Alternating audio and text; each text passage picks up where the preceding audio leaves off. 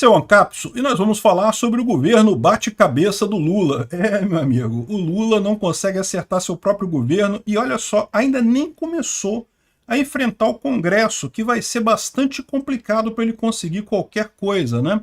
Essa notícia foi sugerida por Sigelman e RSol 2000 e várias outras pessoas. Obrigado aí ao pessoal que sugeriu a notícia. Obrigado a você que está assistindo o nosso vídeo. Se você gosta do nosso conteúdo, por favor, deixe o seu like e se inscreva aqui no canal, né?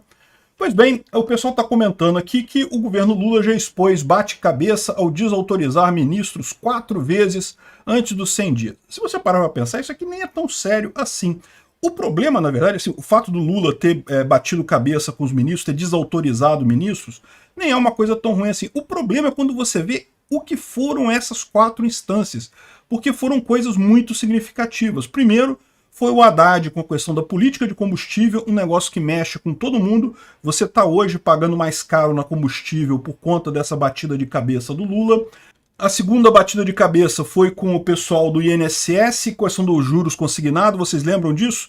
Que o pessoal lá do PT chegou lá no Ministério da Previdência e falou, não, vou tabelar os juros, eu acho que os juros está muito caro para empréstimo consignado, vou botar uns juros baratinho, vou diminuir os juros na canetada, né?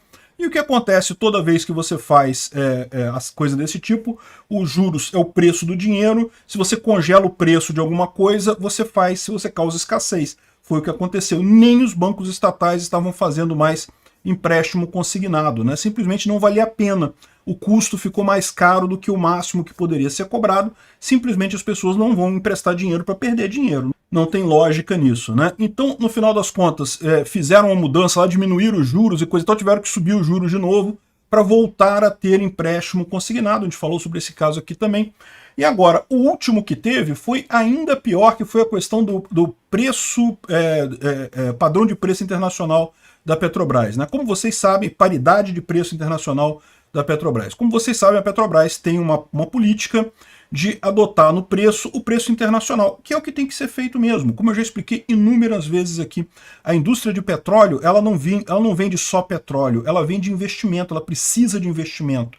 Por quê? Porque o tempo todo você começa a cavucar um poço, você fura um poço de petróleo, esse poço de petróleo ele vai durar durante um tempo, você tira o petróleo dali, baratinho, beleza, mas você tem que já começar a planejar para investir no próximo poço. Você tem que começar a furar o próximo poço, porque daqui a pouco esse poço acaba.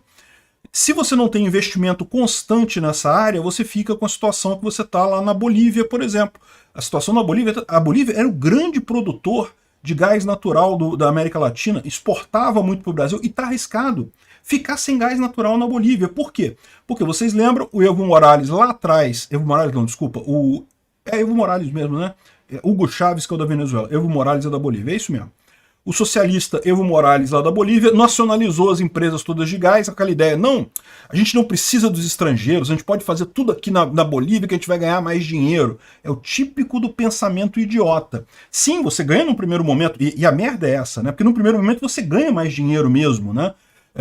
É uma coisa positiva no primeiro momento, você começa a lucrar muito mais, você roubou a propriedade das outras pessoas, você começa a lucrar muito mais. Só que aí o que acontece? Ninguém mais vai investir em novos poços na Bolívia. Por que alguma empresa iria cavucar um poço na Bolívia se no final das contas, se achar gás, o governo vai tomar o poço e vai ficar para ele? Ninguém vai fazer isso, acabou, né? Ninguém mais investe. Mas aí você fala assim, não, mas beleza, mas a Bolívia pode fazer esse tipo de coisa. Como que o governo vai fazer isso? O governo nunca tem dinheiro sobrando.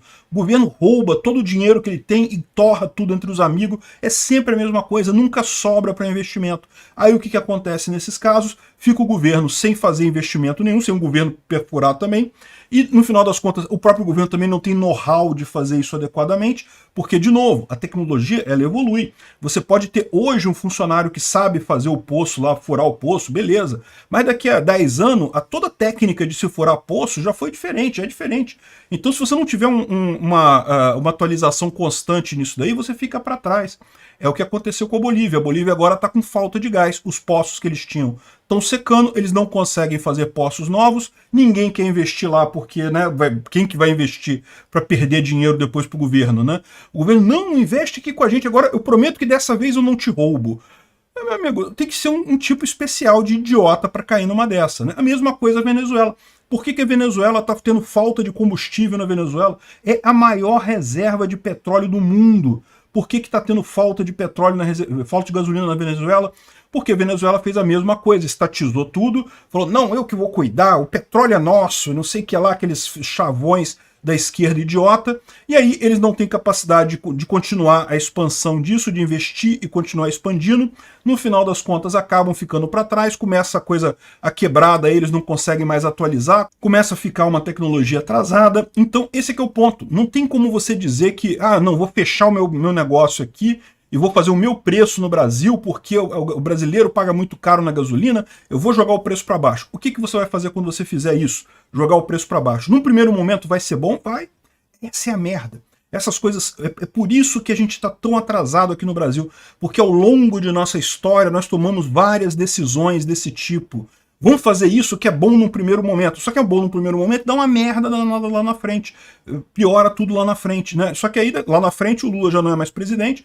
Olha só, o Evo Morales fez isso lá em 2008, 2009. Foi ótimo para ele. Tinha alta taxa de aprovação. Hoje em dia está explodindo na mão do... é do filhote dele também, né? O Luiz Arce. Mas principalmente está explodindo na mão do povo boliviano, né? Ou seja, você diminui, acaba com essa paridade de preço internacional, isso significa o quê?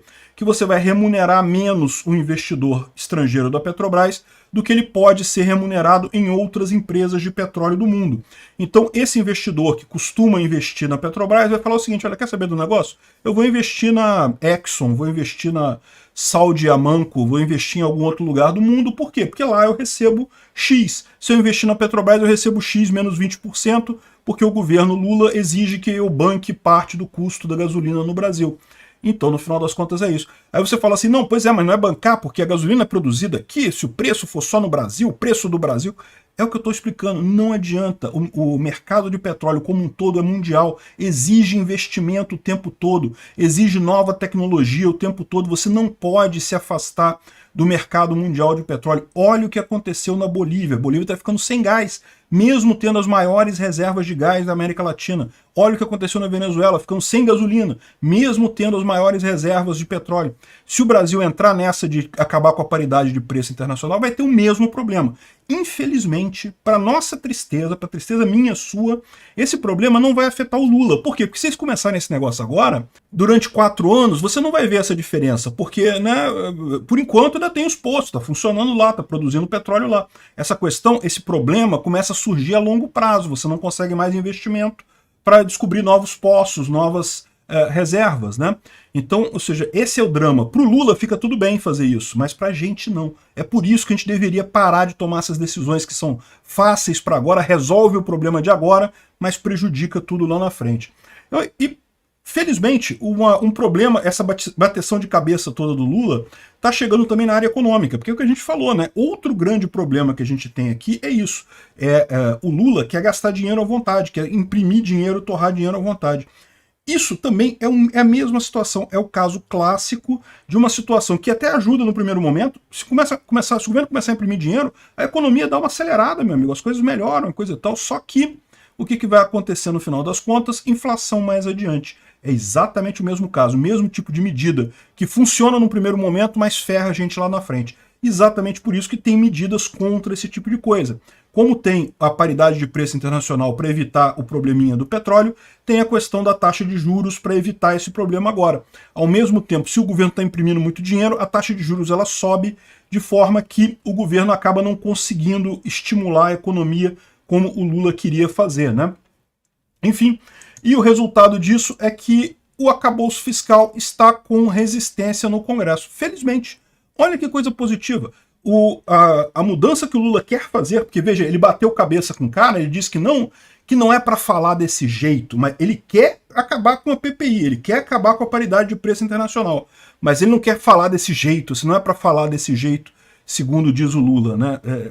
E é a mesma coisa aqui, esse arcabouço fiscal, eu já expliquei para vocês, isso é uma lorota do Lula, ele sabe que não vai obedecer isso daí, ele fez esse troço para tentar convencer o Banco Central a baixar os juros. É isso que o Lula quer. Ele tá nem aí para responsabilidade fiscal. Ele quer esse negócio da solução fácil do momento que ferra tudo lá na frente, porque ele não tá nem aí para o país. Ele quer só ajudar os amiguinhos dele, né?